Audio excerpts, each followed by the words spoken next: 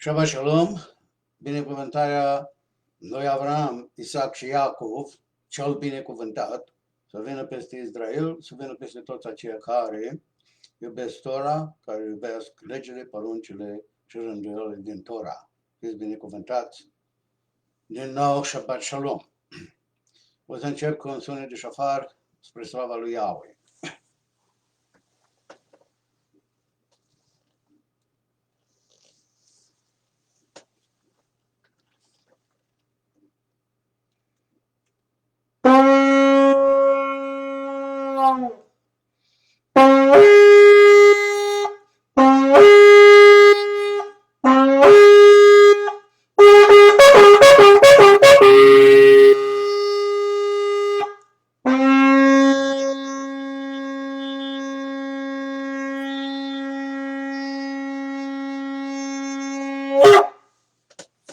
Hallelujah. Shabbat Shalom, Shabbat Shalom, Shabbat, Shabbat, Shabbat, Shabbat Shalom. Shabbat, Shabbat, Shabbat, Shabbat Shalom. Shabbat, Shabbat, Shabbat, Shabbat Shalom. Shabbat Shalom, Shabbat Shalom, Shabbat, Shabbat, Shabbat, Shabbat Shalom. An Israel, An Israel, An Israel Kai. An Israel, An Israel, An Israel Kai. O Davinu Kai, O Davinu Kai, O Davinu, O Davinu, O Davinu Kai, O Davinu Kai, O Davinu Kai, O Davinu, O Davinu, O Davinu Kai. Hevenu Shalom Aleichem. Hevenu Shalom Aleichem. Hevenu Shalom Aleichem. Hevenu Shalom, Shalom, Shalom Aleichem. Hevenu Shalom Aleichem. Hevenu Shalom Aleichem. Hevenu Shalom Aleichem. Hevenu Shalom, Shalom, Shalom Aleichem. Shalom, Shalom Yerushalayim.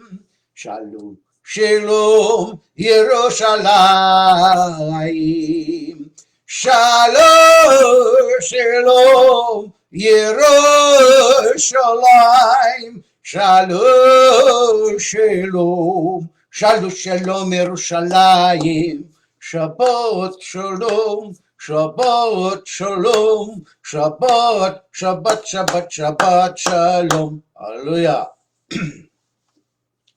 Shema Israel, Yahweh Elohenu, Yahweh Echad. Să iubești pe Yahweh atotputernicul tău, cu toată inima ta, cu toată puterea ta și cu tot sufletul tău. Și poruncile acestea pe care ți le dau astăzi le ai în inima ta. Ascultă, Israel. Eu sunt Yahweh, Mântuitorul tău, care te-am scos din țara Egiptului, singurul tău atotputernic. Să nu îți faci un Dumnezeu, să nu îți faci un chip cioplit, să nu îți faci o asemănare a unui lucru care este în ceruri, pe pământ, ori în apele care sunt mai pe jos decât pământul, ca să pui alături de Yahweh, să nu te închini și să nu le slujești. Să nu iei un nume deșert, drept numele lui Yahweh cel atotputernic. Căci Yahweh nu va lăsa nepedepsit pe cel ce ne cinstește numele. Adu-ți aminte de ziua de Șabat, ca să o sfințești. Cinstește-l pe tatăl tău și pe mama ta. Să nu omori, să nu curvești, să nu furi, să nu faci mărturisire mincinoasă, să nu poftești. Fiți binecuvântați! O să citesc câteva versete dintr-un psalm și, bineînțeles, avem psalmul 31 pentru astăzi. Iau în tine mă încred, să nu fiu dat de rușine niciodată. Izbăvește-mă în dreptatea ta. Pleacă-ți urechea spre mine, grăbește de mi-ajută. Fii pentru mine o stâncă ocrotitoare, o cetățuie unde să-mi găsesc scaparea. Căci tu ești stânca mea, cetățuia mea, și pentru numele tău mă vei povățui și mă vei călăuzi. Scoate-mă din lațul pe care mi l-au întins vrășmașii, căci tu ești ocrotitorul meu. În mâinile tale mă încredințez roahul meu. Tu mă vei izbăvi, Iahve, adevărate. Eu urăsc pe cei ce se lipesc de idoli și mă încred în Iahve. Fă-mă să mă înveselesc și să mă bucur din durarea ta, căci vezi ticăloșia mea, știi neliniștea sufletului meu și nu mă voi da în mâinile vrăjmașului, ci îmi vei pune picioarele loc larg. Ai milă de mine, Iahve, că sunt în strâmtorare, fața, sufletul și trupul mi s-au topit de întristare. Iahve, Tatăl nostru care ești în ceruri, sfințească-se numele Tău. Vie împărăția Ta, facă-se voia Ta, precum în ceruri, așa și pe pământ. Pâinea noastră, cea de toate zilele, dă-ne-o, Iahve, nouă astăzi și ne iartă nouă greșelile noastre, precum și noi iertăm greșiților noștri. Și nu ne lăsa în ispită, ci ne izbăvește de cea rău, căci a Ta este împărăția, puterea și slava în vecii vecilor. Aleluia! Da, cu ajutorul lui Iahve vreau să cânt probabil 2 cântări și cei care au carnetul nostru Muntele Sionului și vor sunt bineveniți să cânte împreună cu mine. Într-adevăr,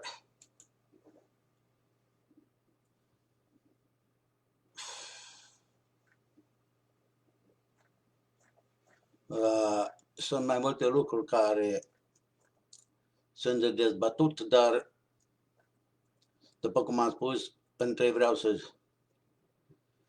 cânt o cântare care deja am auzit că unii o cântă, într-adevăr, cu o melodie diferită, dar este o cântare care, de fapt, mă aparține.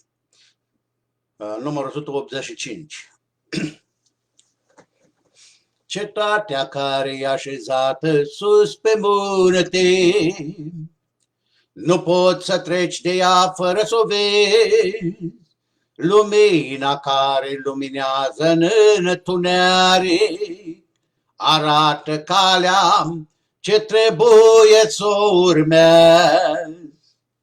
Eu sunt calea, adevărul și viața, lumina ce s-a pogorât din cer.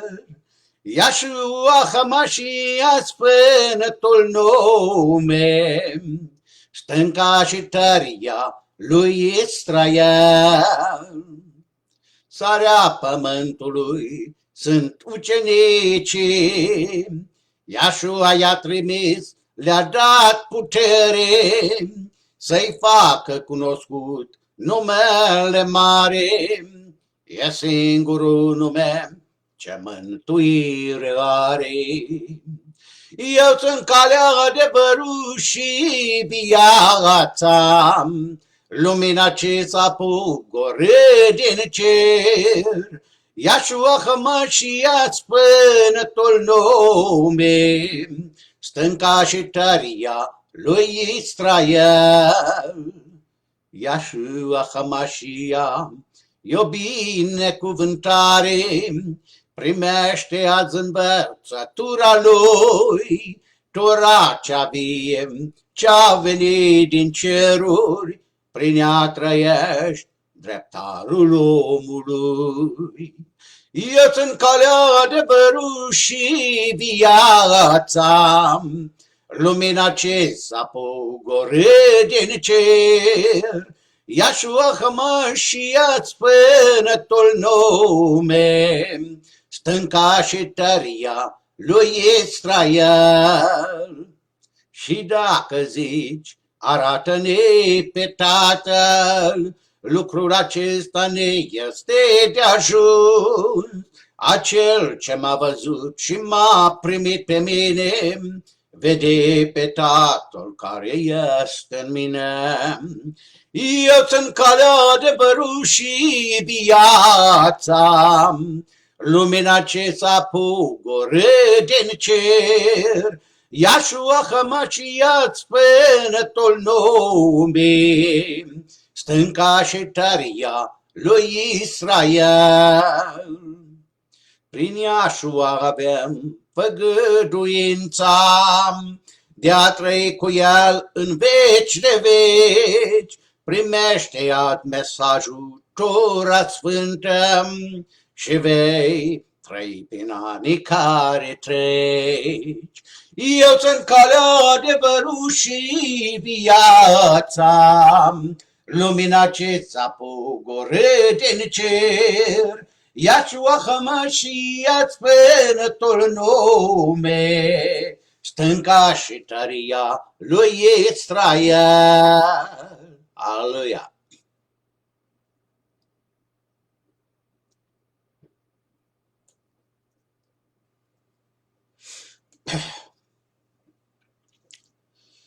Numărul 117 este următoarea.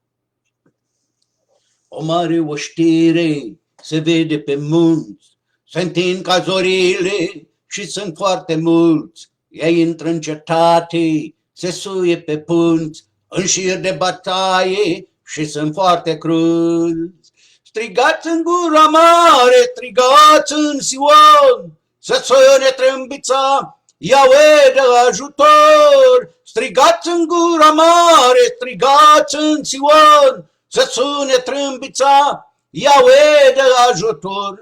Se cațără pe ziduri și intră pe fereastră, nu dau înapoi, nimica nu le scapă. A lor înfățișare sălbatic le purtarea, zdrobesc și sfarmă tot ce le taie calea. Strigați în gura mare, strigați în Sion, să sune trâmbița, Iahve de ajutor. Strigați în gura mare, strigați în Sion, să sune trâmbița, Iahve de ajutor. O zi de întunecime, de întuneric mare, arde focul înainte, pârjol este pe cale, înainte ca Edenul, țară înfloritoare, în urmă e pârjol și prăpăd pe cărare. Strigați în gura mare, strigați în Sion, să sune trâmbița, Iahve de ajutor. Strigați în gura mare, strigați în Sion, să sune trâmbița, Iahve de ajutor. Aleargă precum cai, ca niște călăreți, tremură popoarele pe țele îngălbenesc. Puternici războinici nu se înghesuiesc, ei pășesc printre șiruri și prin săgeți pășesc. Strigați în gura mare, strigați în Sion, să sune trâmbița, Iahve de ajutor. Strigați în gura mare, strigați în Sion, să sune trâmbița, Iahve de ajutor. Se zgâduie cerul, pământul e în cutremur, se întunecă soarele, luna își ascunde fața, stelele își pierd lumina, grozavă zi aceasta, Iahve își arată ziua, își trimite pedeapsa. Strigați în gura mare, strigați în Sion, să sune trâmbița, Iahve de ajutor. Strigați în gura mare, strigați în Sion, să sune trâmbița, Iahve de ajutor. Nu vă mai rupeți haina, nu sfâșia veșmântul, întoarce-te la Iahve și ține legământul. Smerește-ți inima, cea necredincioasă, întoarce-te odată din calea cea stricată. Strigați în gura mare, strigați în Sion, să sune trâmbița, Iahve de ajutor. Aleluia! Raportat la capitolul 2 din Ioil și astăzi, cu ajutorul lui Iahve, vorbim despre răzvrătiți și cum răzvrătiții trebuie să întoarcă la Iahve. Vreau ca să iau ca punct de reper Ieremia, capitolul 3, cu versetul 14, unde avem în felul următor. Deci, la 3 cu 14 spune în felul următor.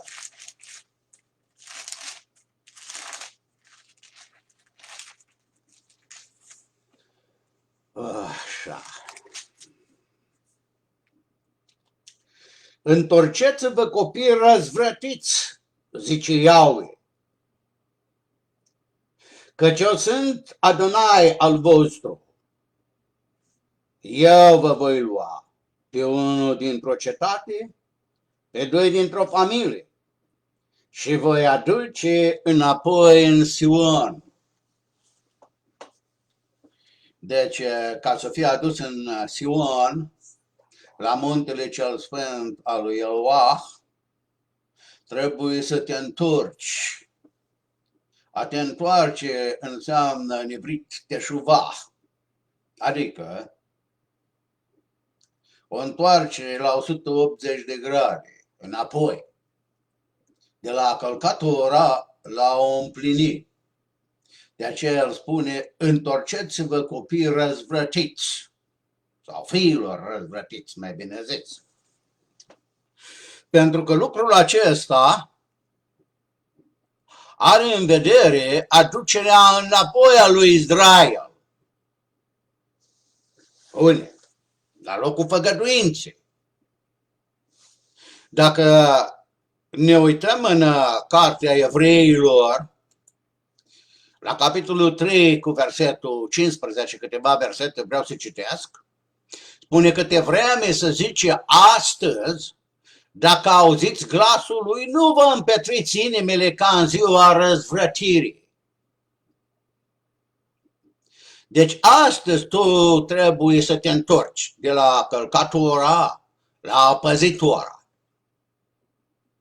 Astăzi, dacă auziți glasul lui, nu vă împetriți inimile ca în ziua răzvrătirii. Când a fost ziua răzvrătirii lui Israel? Când s-a răzvrătit Israel împotriva lui Iahve. Din acest verset putem înțelege clar. Astăzi, dacă auziți glasul lui, deci Israel, când a auzit glasul lui Iahve, s-a răzvrătit. O cerut lui Moșe să nu ne mai vorbească Iahve ca să nu murim. Mulți sunt în situația aceasta. Nu vrem să auzim cuvântul lui Iahve. Noi vrem să ascultăm de prorocii noștri care ne prorocesc ceea ce vrem noi să auzim. Într-adevăr, prorocii vă prorocesc ceea ce vreți voi să auziți.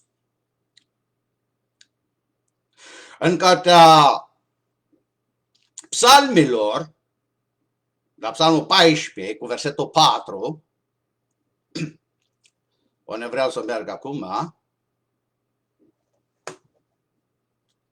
spune în felul următor, Psalmul 14, cu versetul 4. Și-au pierdut mintea toți cei ce săvârșesc fără de Tora, de mănâncă pe poporul meu cum mănâncă pâinea și nu cheamă pe Iahve. Deci, răzvrătirea înseamnă a nu chema pe Iahve. Săvârșesc fără de Tora. A ce înseamnă asta, a săvârși fără de Tora? Ori fără de lege, a lucra fără lege, fără Tora. Și a nu chema numele Iahve. Într-adevăr, marea majoritate care ascultă rabinii sau cei afiliați rabinilor spun că numele nu se cunoaște, s-a pierdut pronunția. Asta este o altă minciună. Evreii n-au pierdut niciodată pronunția. Evreii știu exact cum să pronunță numele. Nu îl pronunță din alte considerente, pentru că au fost învățați în felul acesta de rabinii lor. Buzele omului sunt necurate și numele este prea cadoș ca buzele necurate a omului să îl cheme. Într-adevăr, Scriptura în Cartea Evreilor, la capitolul 2, versetul 11, spune că cel ce sfințește și cei ce sunt sfințiți sunt dintr-unul. De aceea lui nu este rușine să-i numească frați. Ahim. Când zice, voi vesti numele tău în mijlocul fraților mei, îți voi cânta lauda în mijlocul adunării. Deci, când omul este sfințit, sfințește-i, Tată, prin adevărul tău. Adevărul este Tora. Acel ce trăiește în conformitate cu Tora este sfințit. Buzele lui sunt curate. El poate să cheme numele Kadosh. Nu este nicio restricție. Nebunul zice în inima lui nu este Yahweh. S-au stricat oamenii și fac fapte urâte. Și nu este niciunul care să facă binele. Asta spune nebunul. Spune, râdeți voi de nădejdea celui nenorocit. Dar scăparea lui este Yahweh. Deci copiii lui Israel, fiii lui Israel, s-au răzvrătit în ziua când au cerut să nu le mai vorbească Yahweh ca să nu moară. Aceasta este ziua răzvrătirii. Ei s-au răzvrătit de multe ori. Atunci a fost una din cele mai mari răzvrătiri a lui Israel. Într-adevăr, vreau să citesc că la Ieremia, capitolul 4, de la versetul 1 la 4, spune așa: Israel, dacă te vei întoarce, teșuva, dacă te vei întoarce la mine, zice Yahweh, dacă vei scoate urăciunile tale dinaintea mea și nu vei mai rătăci. A scoate urăciunile. Care sunt urăciunile? Urăciunile care atrag privirile. În cazul acesta sunt Dumnezeii. Dumnezeii cei turnați, cei ciopliți, cei pictați. Ăștia sunt urăciunile care le atrag privirile. Dacă vei scoate urăciunile tale dinaintea mea și nu vei mai rătăci, deci un închinător la idol, fiecare idolii în inimă, Dumnezeii lui în inimă, fie că are în statui sau picturi, el este în rătăcire. Dacă vei jura, viu este Yahweh. În adevăr, cu neprihănire, cu dreptate, atunci popoarele vor fi binecuvântate în el și se vor făli cu el. Deci, condiția ca popoarele, națiunile să fie binecuvântate în Yahweh ține de Israel, ține de mine, ține de tine care ești izraelit. Trebuie să scot urăciunile și să nu mai rătăcesc.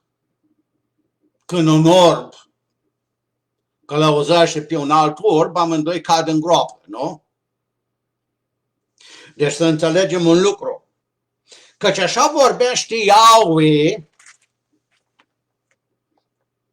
către fiii lui Iahuda și cei din Ierusalim. Desțeleniți-vă un ogor nou și nu să mănați între spini. Deci ogorul cel nou nu mai este ogorul cel vechi, în care ai semănat tu și ai recoltat. Idolatria. Idolatria are foarte multe aspecte. Nu vreau să intru în fiecare aspect al idolatriei. Yahweh vorbește prin Ezechiel în capitolul 14, versetul 4 și versetul 7 și spune clar: Fiul omului. Oamenii aceștia își poartă idolii în inima lor. Nu spun creștini, l-am pe Iisus în inimă. Ai un idol. Iisus nu trebuie să fie în inima ta. În inima ta trebuie să fie Tora. Trebuie să fie adevărul. Strâng cuvântul tău în inima mea. Cuvântul lui Yahweh este Tora. Deci asta trebuie. Cei care îl au pe Iisus sunt răzvrătiți. Nu. Tu nu trebuie să ai idolul acesta în inima ta.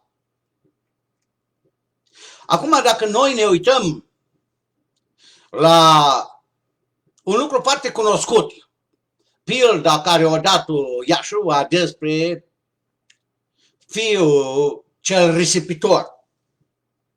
Marea majoritate cunoaște aceasta. Unul din fii s-a răzvrătit împotriva tatălui și a spus: tată, dă-mi partea mea să mă duc să-mi văd de drumul meu.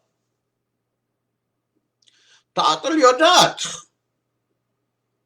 El și-a risipit averea. Spune cu femeile desfrânate, adică cu curvele. Deci, averea tatălui, Tora, cel mai tânăr din fii, Efraim, noi știm că Efraim și Manase au fost înfiați de Iacob și cel mai tânăr a fost Efraim. Cel mai tânăr s-a dus și a spus: tată, dă-mi partea mea. Lasă-o, fiule. Averea tatălui, Tora, a fost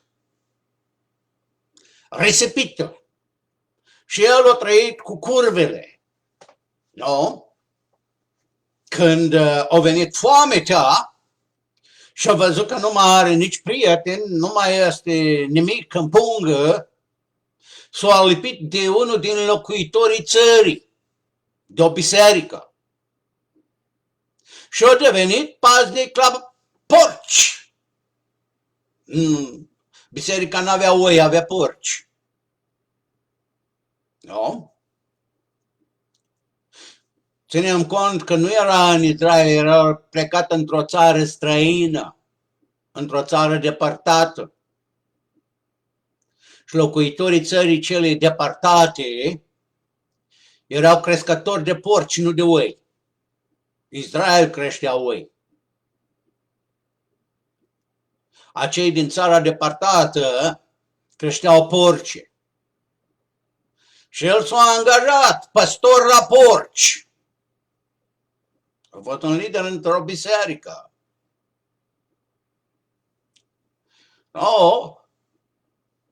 Porcii se hrănea cu roșcovelele care creșteau acolo în țara respectivă, pe câmpurile respective. Dar el, Efraim, care cunoștea adevărul Torah, murea de foame. Strâmtorarea l-a făcut ca să-și vină în fire și să zică: în casa tatălui este templu, voi ați făcut din casa tatălui meu o peșteră de tauari, zice Iesua, în casa tatălui este belșug de pâine, pâinea care se pogoară din cer și dă lumii viață, în casa tatălui. Și eu mor de foame aici. Efraim s-a alipit de idoli, lasă-l în pace. Eu mor de foame aici și-a venit în fire. Veniți-vă în fire cum se cuvine și nu păcătuiți. A păcătui înseamnă a călca Tora. El și-a venit în fire și a zis: mă voi întoarce la casa tatălui meu. Teșuba. Omul nu se poate întoarce la casa tatălui până când nu-și vine în fire. Cât umblă în nebunia lui religioasă, păscând porci, nu poate să facă teșuva. Nu? Efraim se întoarce la casa tatălui. Efraim este primit de tatăl. Chiar dacă Iahuda, fratele mai mare, nu este mulțumit. Iahuda are promisiunea aceasta. Tot ce am îți aparține. Trebuie să ne bucurăm pentru acest frate al tău care era mort și a înviat. A fost pierdut și a fost găsit. Dacă ne uităm cu băgare de seamă la prorocia lui Ezechiel, unde Iahve îi spune: fiul omului, ia în mâna ta două toiege, unul pentru casa lui Efraim și unul pentru casa lui Iahuda, și pune-le să fie una în mâna ta. Nu? Pune-le să fie una în mâna ta. Un singur toial. Deci Iahve avea în vedere ceea ce mai târziu el voia să spună prin Ieremia. În capitolul 31, iată vin zilele, zice Iahve, când voi încheia cu casa lui Iahuda și casa lui Israel, adică Efraim, un legământ nou. Deci legământul acesta nou nu este făcut cu nicio biserică, nu este făcut cu niciun păgân, ci specific clar, după acele zile. Care zile? Marea majoritate e o teoria creștină a legământului nou sau cel mesianic înnoit. Eroare totală. Legământ nou, putem vorbi despre el când citim în cartea lui Osea, chiar și în Biblia ta, Cornilescu, scrie lucrul acesta. Osea, capitolul 2, și spune așa, versetul 18, atenție, după acele zile, a spus Ieremia, să vedem după care zile.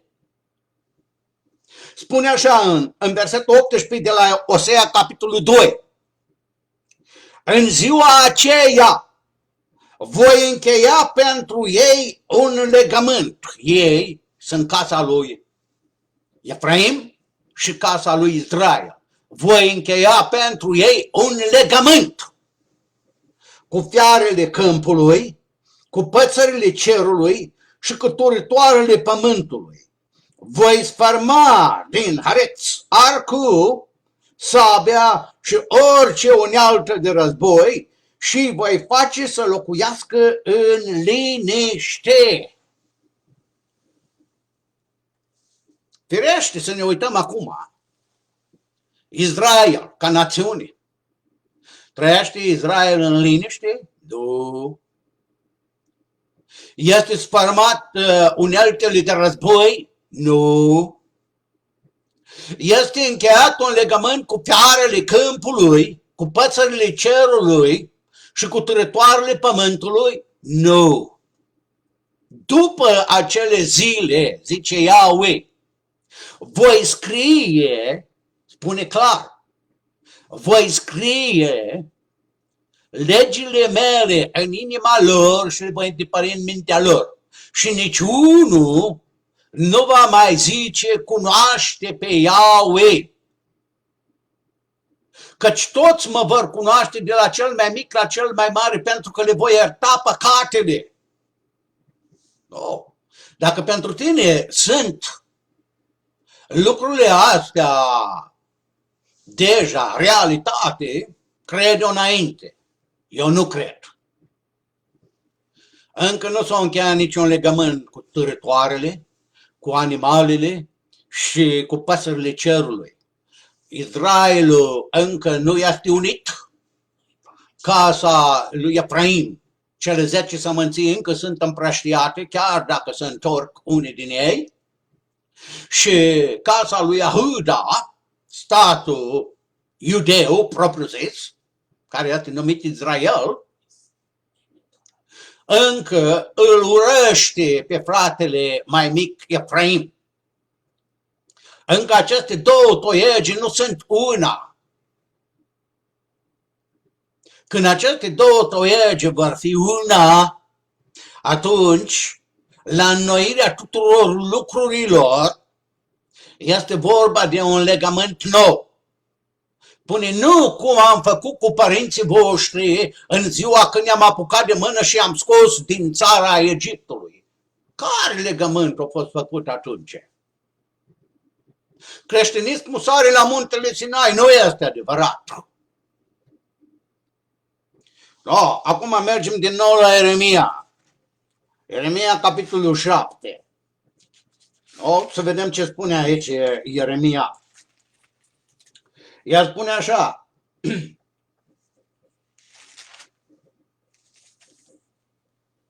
De la versetul 22. Eu n-am vorbit nimic cu părinții voștri și nu le-am dat nicio poruncă cu privire la arderi de tot și jertfe în ziua când ne-am scos din țara Egiptului. E clar ori nu? Arderi de tot și jertfe. Ci iată porunca care le-am dat-o. Ascultați glasul meu și eu voi fi el al vostru, iar voi veți fi poporul meu. Umblați pe toată calea pe care v-am poruncit-o ca să fiți fericiți. Versetul următor spune, dar ei n-au ascultat. Nu. Tocmai aici. Asta este legământul cel vechi. Jertfe și arderi de tot. No. Legământul de la muntele Sinai este un legământ veșnic. Eu n-am vorbit nimic cu părinții voștri despre arderi de tot și jertfe în ziua când ne-am apucat de mână și am scos din țara Egiptului. Nimic. Abia după ce ei au călcat porunca ascultării, i-au adăugat ceea ce spune Șaul în Galaten, căci legea a fost adăugată din pricina călcărilor de lege. Adică Tora a fost călcată și a fost adăugată legea jertfelor. Până când avea să vină sămânța. Sămânța este Iașua. No, tocmai aici, până atunci, jertfele au funcționat. Trebuie să înțelegem un lucru. În recunoștința călcării de Tora este atunci când omul își vine în fire și spune, da, este scris. Și nici o iotă, nici o frântură din Tora nu poate să cadă. Am fost înșelat. O să citim în Ieremia, în capitolul 31, de la versetul 18 până la versetul 19, unde avem în felul următor. Raportat la legământ. Aud pe Efraim bocindu-se. Mai pedepsit și am fost pedepsit. Ca un junc nedeprins la jug. Întoarce-mă tu și mă voi întoarce, căci tu ești Iahve al meu. După ce m-am întors, m-am căit și după ce mi-am recunoscut greșelile, mă bat peste pulpă, sunt rușinat, sunt roș de rușine, căci port ocara tinereții mele. Oh. Sunt rușinat și roșu de rușine pentru căci port ocara tinereții mele. În tinerețea ta ai slujit la idoli, la Dumnezei. Te-ai închinat la cei ce nu sunt de niciun folos. Efraim a spus, întoarce-mă tu și mă voi întoarce. Deci tu nu te poți întoarce singur până când nu te întoarce El.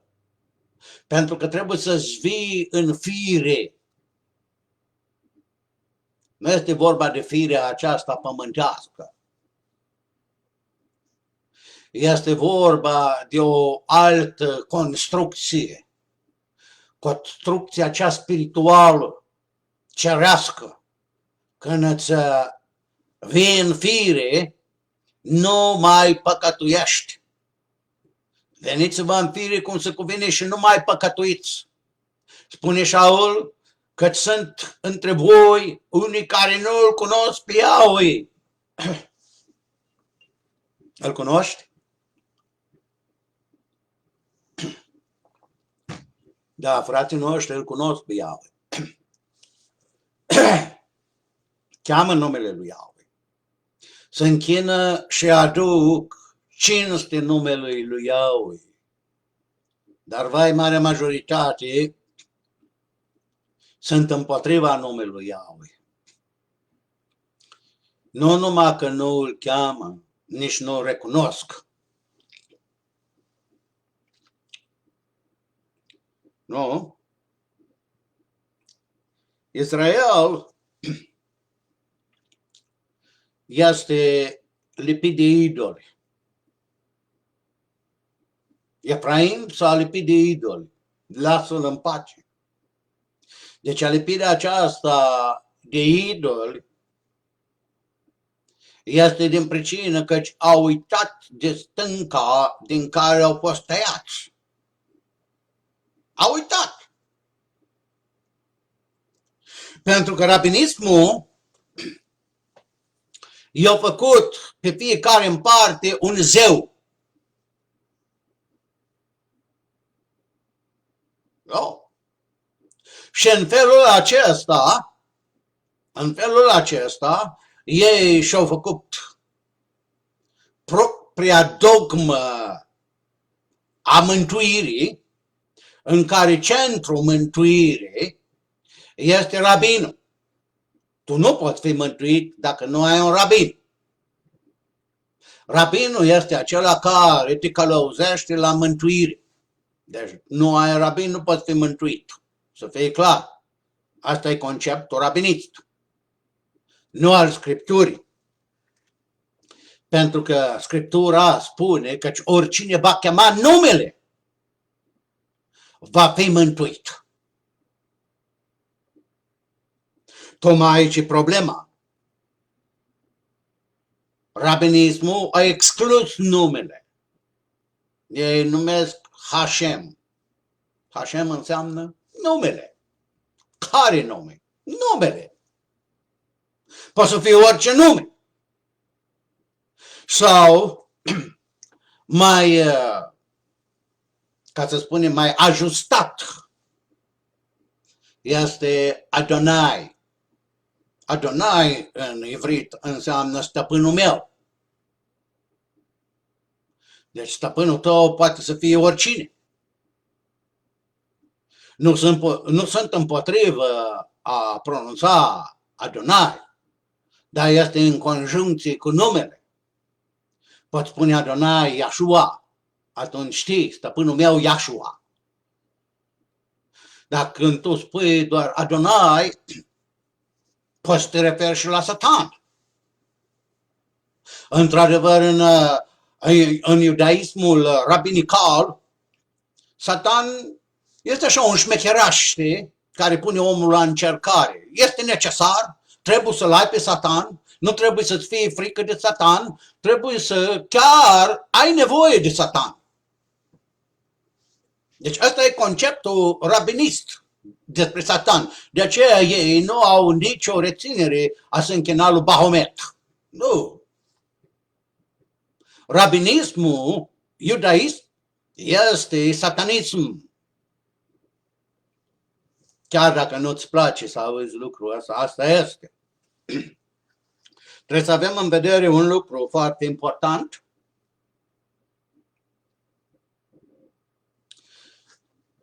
Omul este într-o robie. Robia aceasta vorbește Șaul despre ea în Cartea Romanilor și vreau ca să mă refer mai întâi la ceea ce spunea Iașua. Citim în cartea lui Iohanan, la capitolul 8, de la versetul 30, unde spune în felul următor: pe când vorbea Iașua astfel, mulți au crezut în el. Deci acei care au crezut în el erau iudei. Și a zis iudeilor care crezuseră în el: dacă rămâneți în cuvântul meu, sunteți în adevăr ucenicii mei. Deci aceștia erau iudei, națiunea lui Iașua, care au crezut în el. Și Iașua le-a spus: nu-i destul să crezi. El le-a spus așa: vă mai trebuie ceva, să rămâneți în cuvântul meu. Cuvântul lui Iașua. Ce este cuvântul lui Iașua? El spune tot în Iohanan, la capitolul 12, căci cuvintele pe care vi le spun eu nu sunt mele. Nu sunt mele, ci Tatăl care m-a trimis, el însăși mi-a poruncit cum trebuie să vorbesc și ce trebuie să vorbesc. Și știu căci porunca lui este viață veșnică, de aceea cuvintele pe care vi le spun eu, le spun așa cum le-am auzit de la Tatăl meu. Și a zis iudeilor care crezuseră: dacă rămâneți în cuvântul meu, sunteți în adevăr ucenicii mei.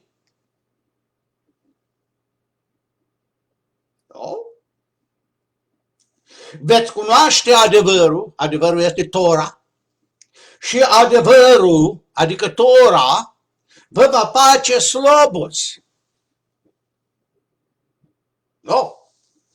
Nu, ei au spus așa: adevărat vă spun, le-a răspuns Iașua, căci oricine trăiește în păcat este rob al păcatului. Ce este păcatul? Călcarea de Tora. 1 Iohanan, capitolul 3, versetul 4.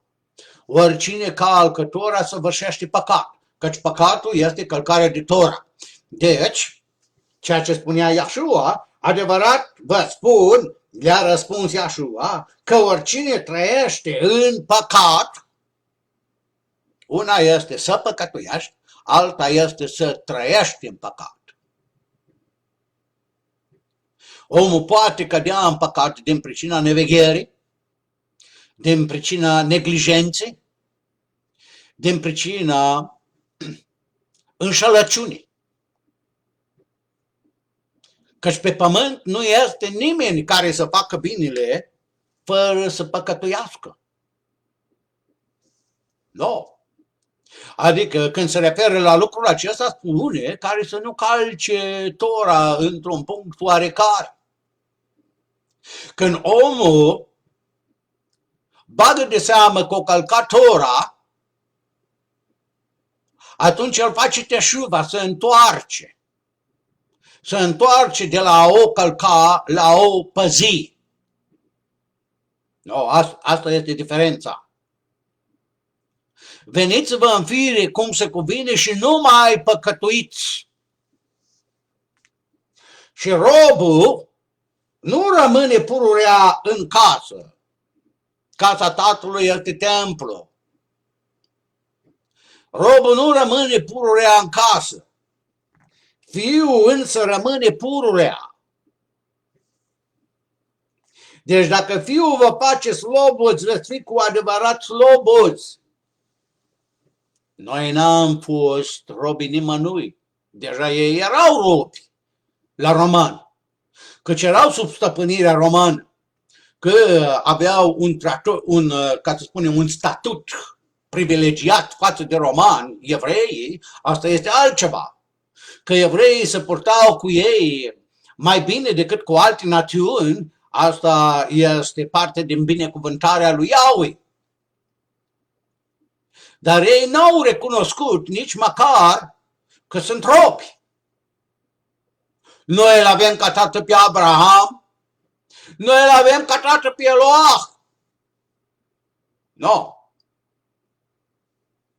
Dacă ați fi fii ai lui Abraham, dacă ați fi fii ai lui Abraham, ați face faptele lui Abraham. Pentru că Abraham a păzit ce i-am poruncit. O ținut legile mele, poruncile mele, rânduielile mele. Ați face faptele lui Abraham. Nu. Noi nu suntem născuți din curvie. Noi avem un singur tată, Eloah.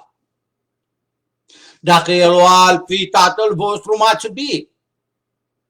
Că eu am ieșit și vin de la Eloah. Tot așa cuvântul meu care iasă din gura mea nu se va întoarce la mine fără rost.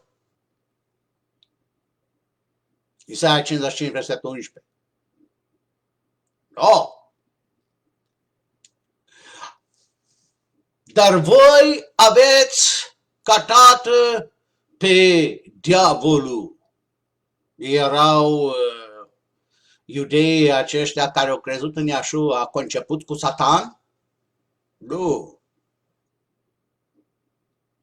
Voi aveți ca tată pe diavolul. Wow!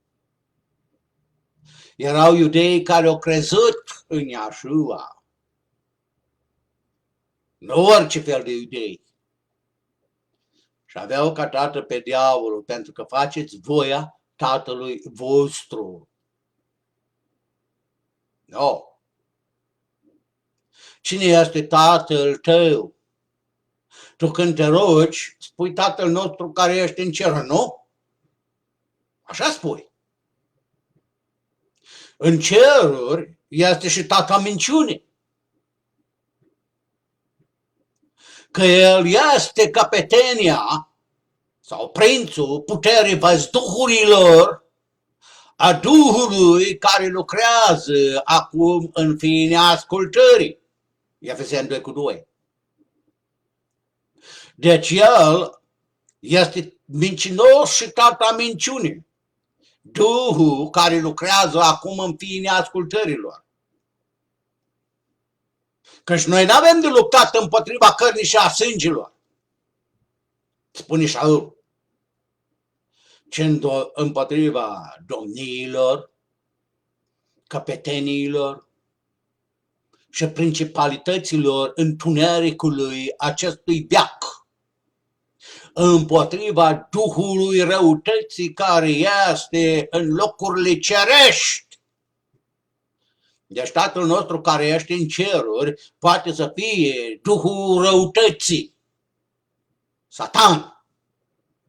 Voi aveți ca tată pe diavolul, tu când te rogi și spui Tatăl nostru care ești în ceruri, pronunță-i numele, Iahweh Tatăl nostru care ești în ceruri. De 2 ori în această rugăciune este pronunțat numele și de 2 ori creștinii l-au scos.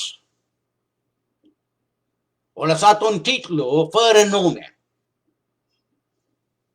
Tocmai aici e un lucru care dă de gândit.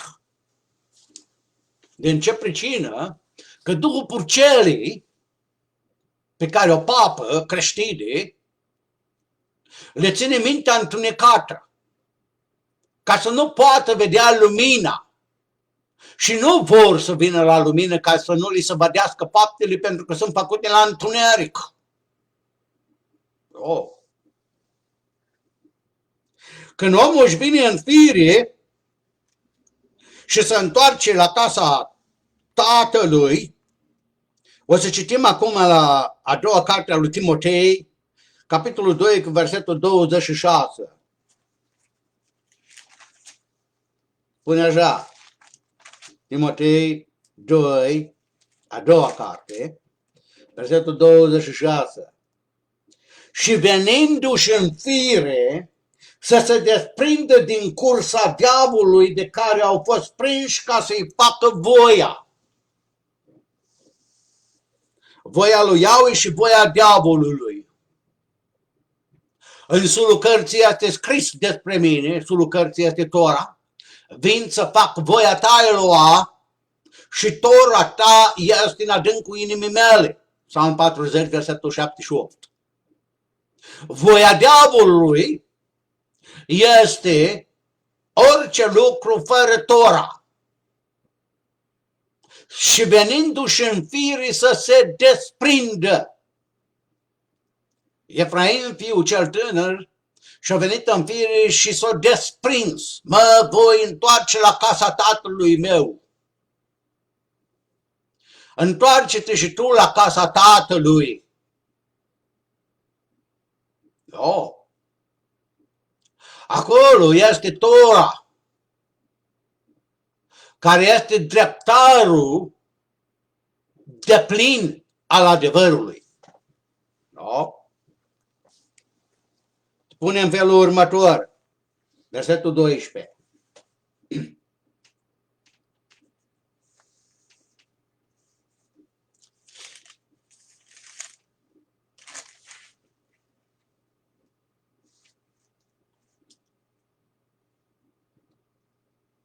De citesc la 11. Adevărat este cuvântul acesta. Dacă am murit împreună cu El, vom și trăi împreună cu El. Dacă răbdăm, vom și împărăți împreună cu El. Dar dacă ne lepădăm de El, și El se va lepăda de noi. Dar ultimul cuvânt vreau să rămân. Dacă ne lepădăm de El, și El se va lepăda de noi. Nu vă cunosc. Niciodată nu v-am cunoscut. Ați lucrat fără Tora. Dar nu am făcut minuni. Dar nu am prorocit. Dar nu am scos draci. Wow! Nu v-am cunoscut niciodată. Iahve nu cunoaște nicio biserică. Biserica este curva. Mireasa, logodnica, soția este Israel. Nu este nicio biserică. Nu, tocmai aici este problema. Legământul de soț despre care Iahve vorbește, cu toate că aveam legământ sau putere de soț peste tine. Iahve nu a intrat într-un legământ de căsătorie cu vreo biserică. Nu. Bisericile toate sunt fiicele curvii cele mari. Curva cea mare este creștinismul. Curva cea bătrână, care ține în mână potirul amețelii, din care beau toate popoarele. Ruperea cu păgânismul. În biserici, păgânismul este rampant. Pentru că însă slujba bisericească este păgână.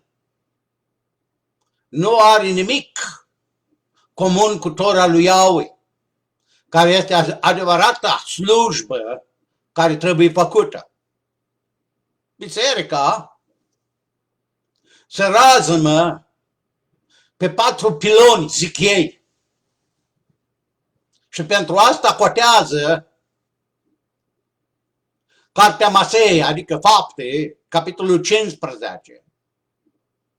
Și spune, noi suntem neamuri, spune ei că sunt neamuri.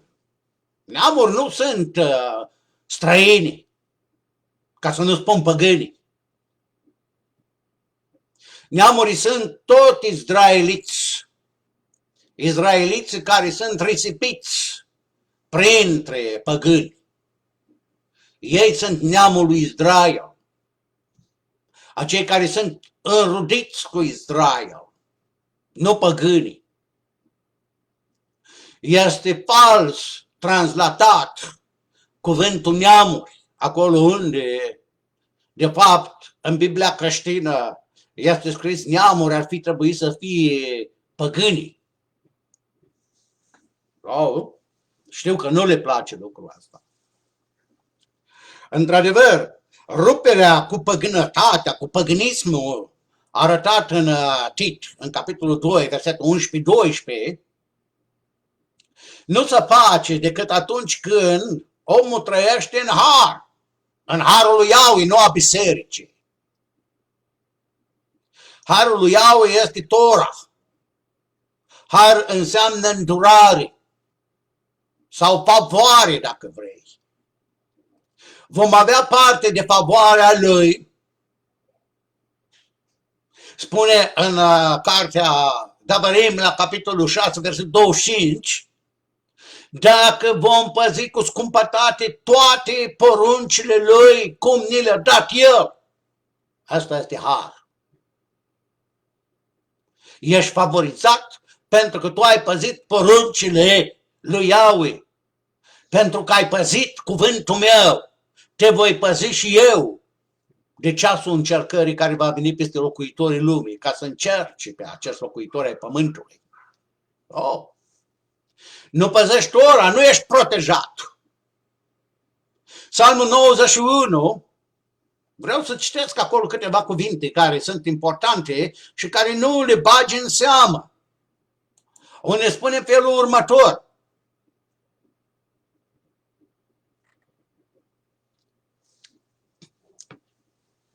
De la versetul 14.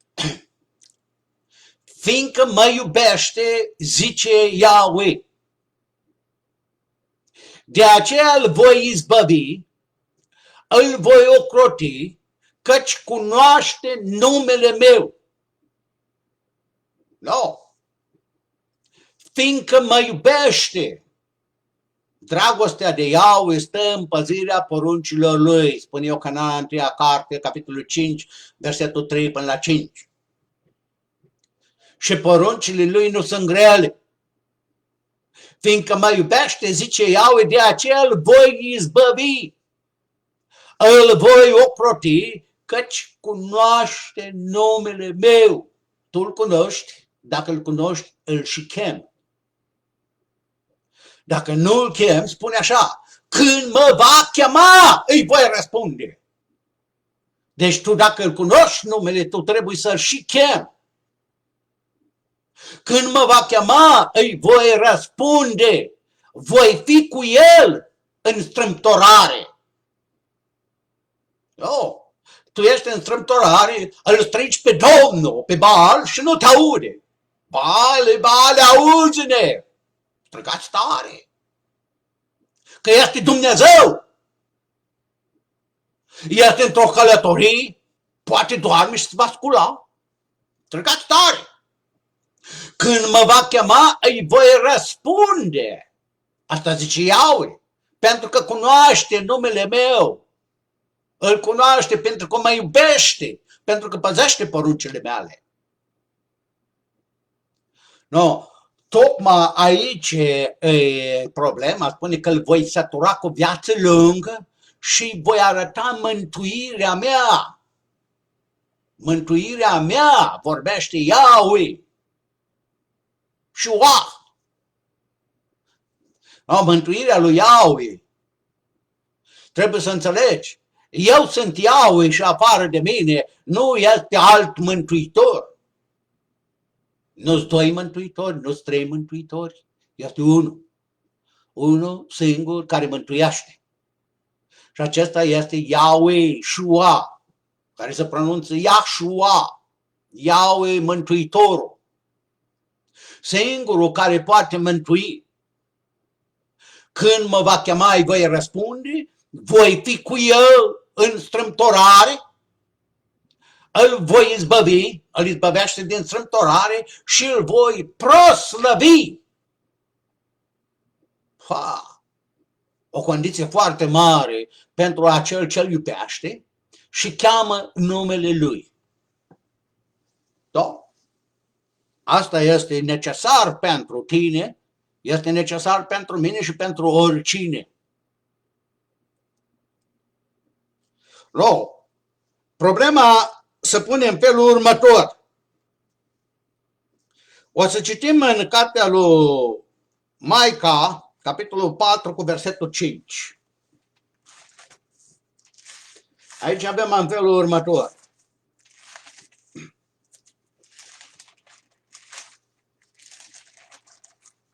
Patru cu versetul 5.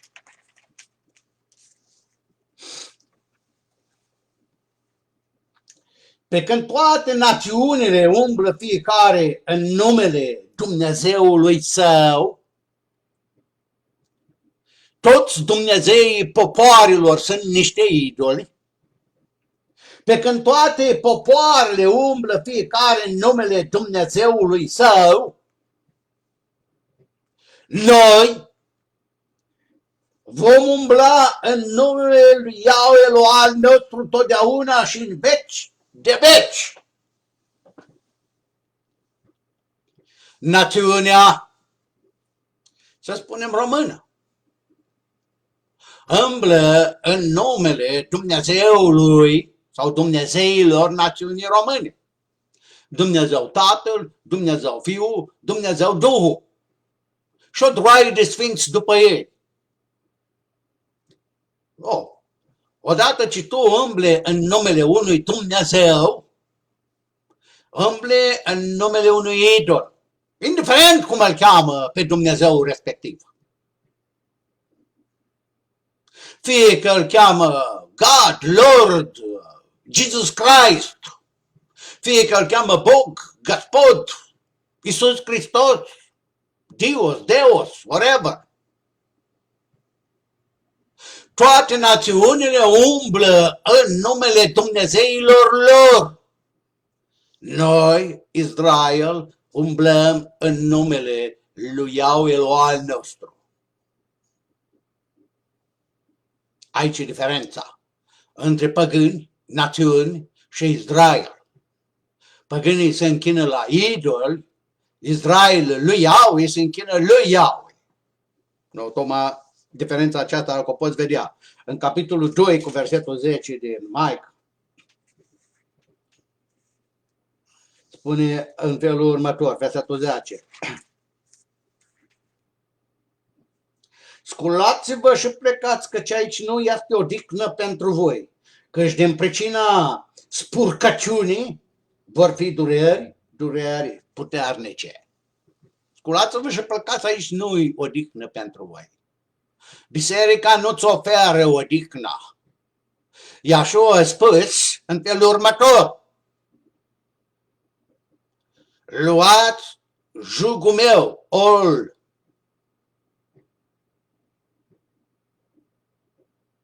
când ești înjugați, olah. Luați jugul meu asupra voastră și sarcina mea, căci este ușoară. Oh. Și spune că vă voi da odihnă. Odihnă pentru sufletele voastre. Aici, sculați-vă și plecați, că aici nu e odihnă pentru voi în biserici. Fie cu cult, fie fără cult. Nu e odihnă. Nu este șabat acolo. Nu e odihnă pentru suflet. Odihna aceasta, șabatul pentru suflet, este în Iesua. Iesua este cuvântul Tora vie. Înțelegi? Tocmai aici e un lucru. Dacă vrei să intri în odihna lui, trebuie întâi firește să faci lucrul acesta. Să te odihnești cum s-a odihnit el. Dacă tu nu te odihnești în felul acesta, te odihnești noaptea când dormi, margea, ok, treaba ta. Fiecare om și animale, când sunt obosite, dorm. Dar este vorba de o odihnă pentru suflet. Șabatul nu este numai o odihnă pentru trup, ci este și o odihnă pentru suflet. Pentru că este poruncit cu o adunare sfântă. Deci adunarea sfântă din ziua de șabat este o odihnă a sufletului. Tocmai aici e un lucru foarte important.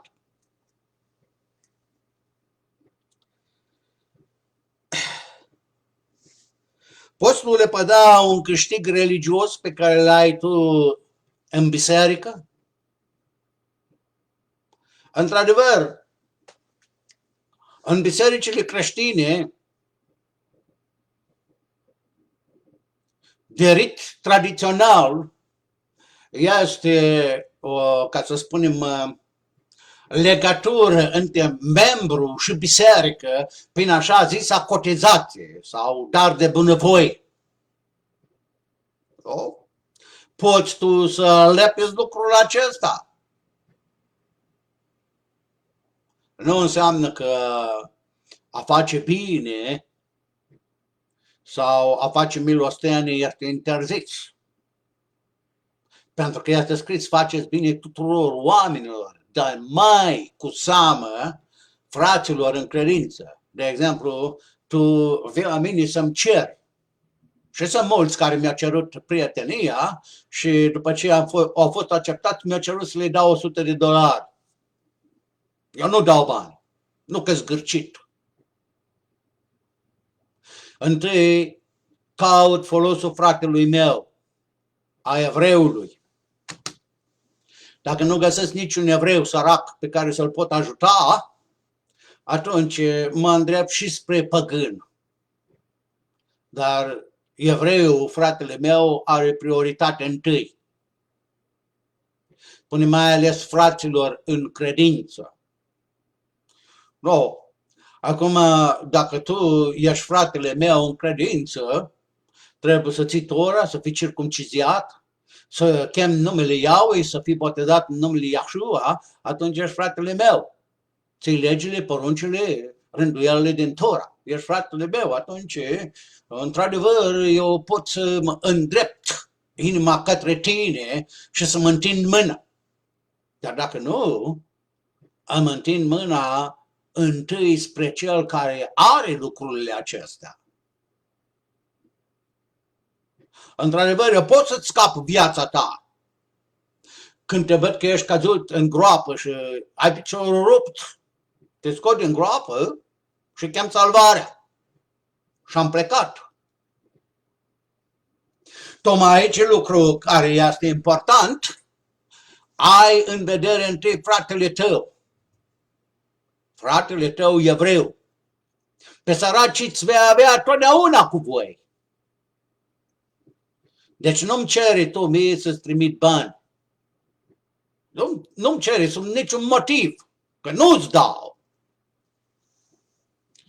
Aici e un lucru foarte important, ruperea cu păgânismul și lepădarea câștigului religios. Tu crezi că dacă tu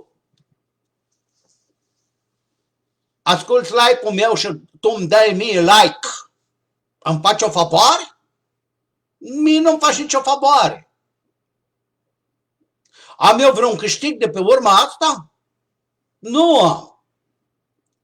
Nici nu-mi trebuie un astfel de câștig. Puțin mă interesează dacă tu îmi dai like sau dacă tu îmi dai share. Puțin mă interesează lucrul acesta. Sunt destui care caută lucrul ăsta ca să vadă cât de important sunt ei și cât de mulți îl ascultă. Nu pentru asta trebuie tu să optezi. Dacă fac lucrul acesta de bunăvoie, spune Șaul, am o răsplată. Chiar dacă îl fac de sâlă, este o isprăvnicie care mi-a fost încredințată. Deci, fie că vreau, fie că nu vreau, eu trebuie să vestesc Tora. Este slujba mea. care mi-a fost încredințată. Acum, dacă tu vrei să o auzi, vrei să o asculți, vrei să te întorci să faci teșuva, asta este o altă problemă. Eu sunt doar un sămănător care arunc sămânța. Cel ce face să crească este Yahweh. Slava nu e a mea, slava e a lui Yahweh care face să crească. Deci, în Filipeni, capitolul 3, cu versetul 7 și 8, unde vreau să merg acum, avem în felul acesta.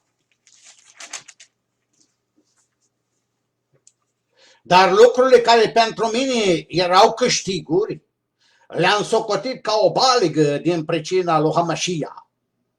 Ba încă și acum privesc toate aceste lucruri ca o baligă față de prețul nespus de mare al cunoașterii lui Hamashia, Mântuitorul meu. Pentru el am pierdut toate și le socotesc o baligă ca să câștig pe Hamashia. Wow! Deci valoarea studiilor superioare a lui Shaul, el le socotește o baligă. Într-adevăr, în înțelesul evreiesc, este o baligă umană. Deci asta valoare o avea, tot câștigul care îl avea el și slava pe care o avea el, aza repet. Trebuie să înțelegem un lucru foarte important. Prețul cunoașterii lui Yahshua HaMashiach, să-l cunosc pe el. Tocmai aici. Viața veșnică este aceasta, să te cunoască. Deci, până tu nu-l cunoști, până nu faci cunoștință, Yahshua s-a făcut cunoscut lui Shaul, nu? S-a făcut cunoscut pe drumul Damascului. Vă știți lucrul acesta? Când a vorbit cu el în limba greacă și a spus, eu sunt Iisus. Nu? Nu! Cuvântul spune în Fapte, capitolul 26, versetul 14, că a vorbit în limba evreiască și a spus, Shaul, Shaul, pentru ce mă prigonești? Și l-a întrebat, cine ești, Adonai? Și Adon i-a răspuns, eu sunt Yahshua. Nu a spus Iisus, nici Jesus, nici Iisus. Vorbeau în limba evreiască și a spus, eu sunt Yahshua pe care tu mă prigonești. Îți este greu să arunci înapoi cu călcăiuni țapâși? Sigur că doare. Le-am socotit pe toate ca o baligă ca să-l câștig pe Hamashia, să-l cunosc pe el. Și l-a cunoscut. Este un vas pe care l-am ales. A spus Yahshua. Dacă cineva se curățește de aceste lucruri, devine un vas de cinste, folositor stăpânului, destoinic pentru orice lucrare bună. Curățește-te de toate păgânismele, bisericismele pe care le-ai moștenit tu în biserică. Curățește-te ca să devii un vas de cinste folositor stăpânului. Dacă nu, rămâi tot un hâlbar în biserică. Plata păcatului este moartea. Deci, când calci Tora, este o plată. Este moartea. Voi erați morți în păcatele voastre în care trăiați odinioară. Nu. Când omul se întoarce la Yahshua, la Tora lui, atunci se produce teșuva, întoarcerea de la a călca Tora la o împlini. Dintr-un mort la viață. Citim în Roman, capitolul 6, 23, unde avem în felul următor. Versetul 23.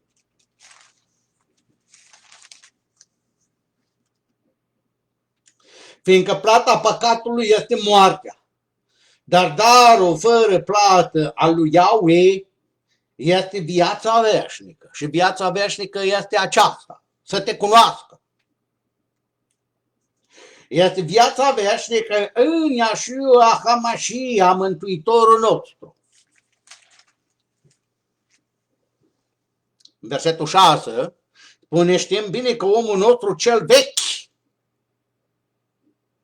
a fost răstignit cu el pentru ca trupul păcatului să fie dezbrăcat de puterea lui, puterea păcatului. În așa fel ca să nu mai fim robi ai păcatului. Cine păcătuiește este de la diavol. Clar. Când păcătuiesc, mai ales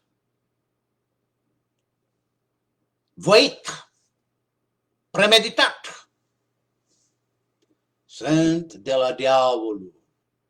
Așa e scris. Fiul omului s-a arătat ca să nimicească lucrările diavolului. Pentru asta au venit Yeshua. Ca să nimicească lucrările diavolului. Nu să moară ca să ai o viață. Fiul omului s-a arătat ca să nimicească lucrările diavolului. Nu. Chiar dacă îți place ori nu. Tu ești viu din pricină că Yeshua e viu. Nu din pricină că El a murit. Nu. Din pricină că El e viu și tu te-ai lipit de cel viu, nu de cel mort. Dacă tu ești lipit de cel mort, ești cu morțe. Dacă ești alipit de cel viu, ești cu vie. Roman, capitolul 5, cu versetul 12. După cum printr-un singur om a intrat păcatul în lume și prin păcat a intrat moartea și astfel moartea a trecut asupra tuturor oamenilor din pricină că toți au păcătuit. Moartea a intrat asupra tuturor oamenilor pentru că toți au păcătuit. Deci asta este pricina morții. Toți au păcătuit. Plata păcatului este moartea. Nu? Cum pot să scap de moarte? Cum pot? Este o șansă? Este vreun om pe pământ care să trăiască și să nu vadă moartea? Cum pot? Roman, capitolul 8, versetul 10. Și dacă Hamashiach este în voi, trupul vostru, da, este supus morții din pricina păcatului. Dar ruach al vostru este viu din pricina neprienirii.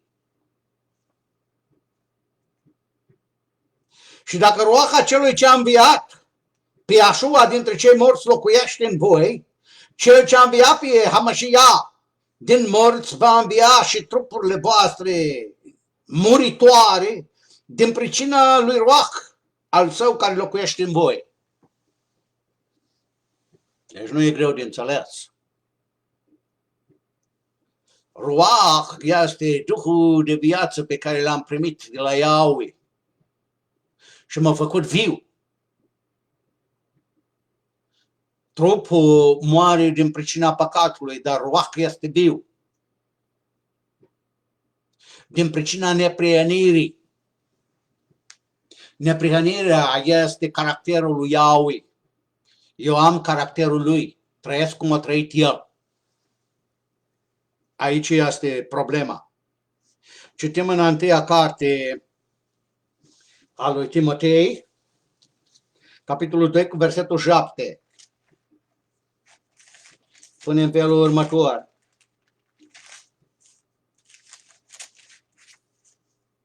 Versetul 7.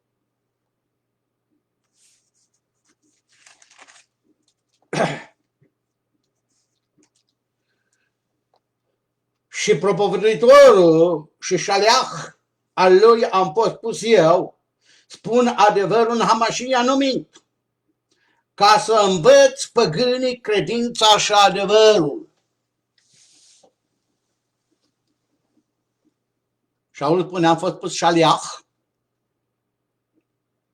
peste păgâni ca să-i învețe credința și adevărul. Atenție aici! Vorbește Shaul. Credința și adevărul. Adevărul este Tora și credința este credința în Iahșua. Dacă poți pricepe, tu ai nevoie de credință în Iahșua, ai nevoie de Tora ca să-i învăți pe păgâni. Dacă tu crezi, îi dai o altă interpretare, treaba ta. Eu știu ce spun creștinii. Ei la orice, absolut la orice, vin cu un singur verset din Biblia lor creștină, de la Ioan 14 cu versetul 6. Aia este arma lor, a creștinilor, ca să anuleze tot absolut. Nu este adevărat. Pentru că ei nu îl înțeleg. Cum poate un păgân din secolul 21 să înțeleagă ce voia să spună evreul secolului 1?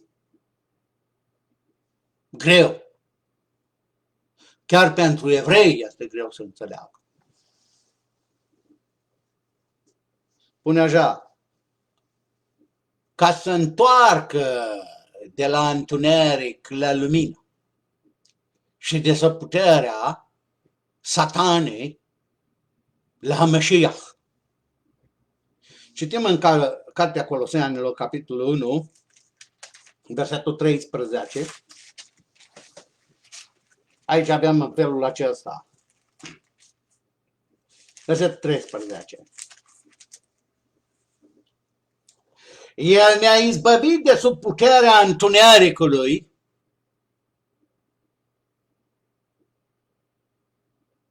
Edralala și ne-a strămutat în împărăția Fiului, în dragostea Lui, în care avem răscumpărarea și prin sângele Lui iertarea păcatelor. Nu. Sângele, fie în vechime, când se aducea sânge pe altar, avea în vedere iertarea păcatelor. Sângele lui Iahșua, melul lui Yahweh, repet, melul lui Yahweh, sângele acestui mel, în el avem iertarea păcatelor. Nu vorbesc despre iedul lui Yahweh, că nu este scris nicăieri iedul lui Yahweh. Nu confunda tu iedul cu melul. Ied face parte din categoria capre și melul este parte din categoria oi. Nu fi confuz în mintea ta. Avem în vedere lucrul acesta la Efeseni 2 cu 11 până la 13. Spune în felul următor. Deci spune în Efeseni 2, de aceea voi care altădată erați păgâni din naștere, numiți netăiați împrejur de ceea care se cheamă tăiați împrejur, și care sunt tăiați împrejur în trup, cu mâna omului. Deci, aici vorbește despre păgâni, noi izraeliți, care erau netăiați împrejur. Izraeliții sunt tăiați împrejur. Ei sunt tăiați împrejur în ziua 8-a. Orice prunc de parte bărbătească în ziua 8-a trebuia să fie tăiat împrejur. Asta o lege necurmată, o lege puternică în Israel. Și care se cheamă tăiați împrejur și care cei tăiați împrejur se numesc Israel, pentru că ei sunt toți tăiați împrejur. Nu știu acum, cred că nu toți sunt practicanți ai tăierii împrejur. Cel puțin între cei împrăștiați, care nu trăiesc în țara, în statul iudeu. Și care sunt tăiați împrejur de mâna omului. Într-adevăr, tăierea împrejur de mâna omului este tăierea împrejur în carnea prepuțului. Căci inima, firește, nu poate fi tăiată împrejur de mâna omului. Inima este tăiată împrejur de Yahweh. Yahweh vă va tăia împrejur inima, în Deuteronom capitolul 30. Nu tocmai aici problema este că omul are inima tăiată împrejur atunci când primește Tora, păzește legile, poruncile și rânduialile din Tora. Atunci dă dovadă că este tăiat împrejur în inimă și nu ezită să fie tăiat împrejur în carne. Spune așa, aduceți-vă aminte că în vremea aceea, când erați netăiați împrejur, nu vorbește despre cei tăiați împrejur, despre cei netăiați împrejur. Aduceți-vă aminte că în vremea aceea erați fără Hamașia, fără drept de cetățenie în Israel, străini de legămintele păgăduinței, fără nădejde și fără Eloa în lume. Wow! Deci lucrul ăsta s-a petrecut când erai netăiat împrejur. Nu când erai tăiat împrejur. Aduceți-vă aminte că în vremea aceea când erați netăiați împrejur. Dar acum în Hamașia, voi care odinioară erați depărtați, pentru că erau netăiați împrejur, ați fost apropiați prin sângele lui Hamașia. Apropierea aceasta prin sângele lui Hamașia. Cum te-ai apropiat tu de Israel prin sângele lui Hamașiah? Cum? Străinul care se alipește de Yahweh ca să iubească numele Lui și să păzească poruncile Lui, să nu zică Yahweh mă va despărți de poporul Lui. Deci, aceeași Tora, aceeași lege este și pentru băștinași și pentru străini, pentru goi. Deci aceeași Tora. I-a fost poruncit lui Israel ca în ziua 8-a să-și taie prunce de parte bărbătească împrejur, la fel trebuie să facă și străinul. Când Abraham Avinu a primit porunca aceasta de la Yahweh, el nu a ezitat să stai împrejur el însuși întâi, cu mâna lui, fără rabin, fără preot, și pe urmă fiii lui, robii lui, toată casa lui a fost tăiată împrejur. Nu le-a tăiat împrejur inima, nu, le-a tăiat împrejur carnea. Deci trebuie să avem în vedere căci niciun om netăiat împrejur cu carnea și cu inima nu va putea să intre în cetatea sfântă. Nu. Tocmai de aceea sunt necesare amândouă, pentru că tu ai fost învățat în biserică, că tu trebuie să ai doar tăierea împrejur a inimii, atât. Bun lucru. Dar aici este dovada că tu ești tăiat împrejur în inima ta când ești tăiat și în carne. Dacă tu nu ești tăiat în carne, nu ești tăiat nici în inimă. Și una și alta trebuie. Dar trebuie să înțelegem, în Ezechiel 18, Versetul 21-22. Aici avem un lucru foarte important. Spune așa, 21-22. Dacă cel rău se întoarce de la toate păcatele pe care le-a săvârșit, inclusiv tăierea împrejur, și păzește păzește toate legile mele și face ce este drept și plăcut, va trăi negreșit, nu va muri. Deci asta înseamnă teșuva. Cel rău, ești rău, călcător de Tora, în toate aspectele. Și cel rău se întoarce de la toate păcatele pe care le-a săvârșit și păzește toate, inclusiv legea tăierii împrejur, toate legile mele. Legile nu sunt al lui Moise, Moise nu a dat nicio lege, Moise a transmis legea și face ce este drept. A lucrat după dreptate este a nu te abate de la poruncă.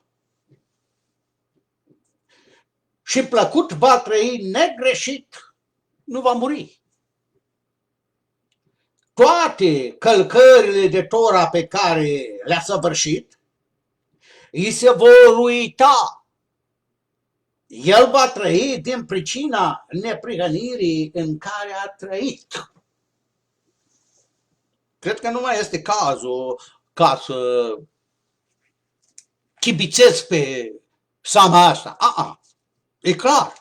Capitolul 33, tot din Ezechiel, versetul 11. Aici avem în felul următor.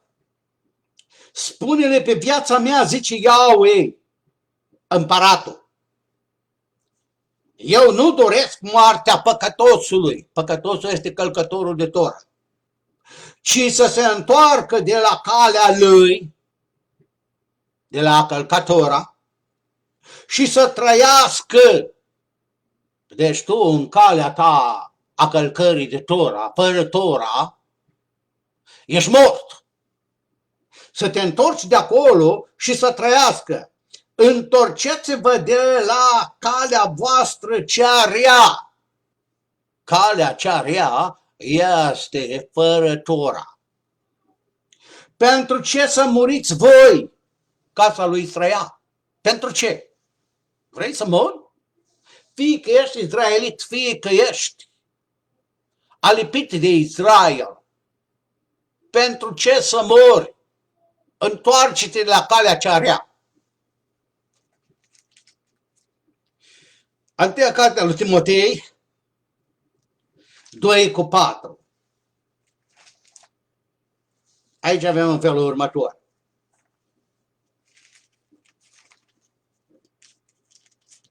Spune Șaul în felul următor, versetul 4. Care voiește ca toți oamenii să fie mântuiți și să vină la cunoștința adevărului. Adevărul este Tora. Tu trebuie să vii la a cunoaște Tora. Asta este o condiție a mântuirii. Iahweh voiește ca toți oamenii să fie mântuiți, să vină la cunoașterea adevărului. Vrei să cunoști adevărul? Trebuie să cunoști Tora. Căci în Tora ai dreptarul cunoștinței depline a adevărului. Roman 2:20. Mai citesc o referință din Ieremia 8, versetul 4 și 5, după care vreau să mă apropii din încheiat. Aici avem în felul următor.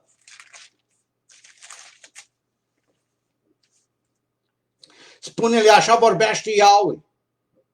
Cine cade și nu se scoală? Eu îți spun cine. Mortul.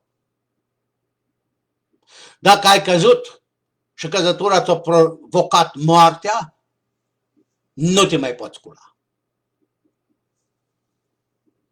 Sau cine se abate fără să se întoarcă? Orb. Orb, că el nu vede. Nu se mai poate întoarce. Nu știe cum, nu știe unde. Până așa, pentru ce dar poporul acesta al Ierusalim se lasă dus în necurmate rătăciri? Dacă poporul din Ierusalim era în rătăcire, se lăsa dus în rătăcire. Tu de ce te lași dus în rătăcire de biserică și de pastorii tăi de acolo din biserică? De ce?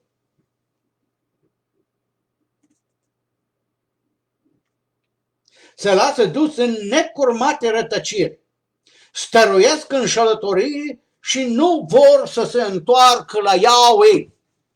Nu vor. Nu vor. Stau acolo. A fost bun pentru tata, a fost bună pentru bunicul, a fost bună pentru mamuța, a fost bună pentru tatuța. No, acum e bun și pentru mine.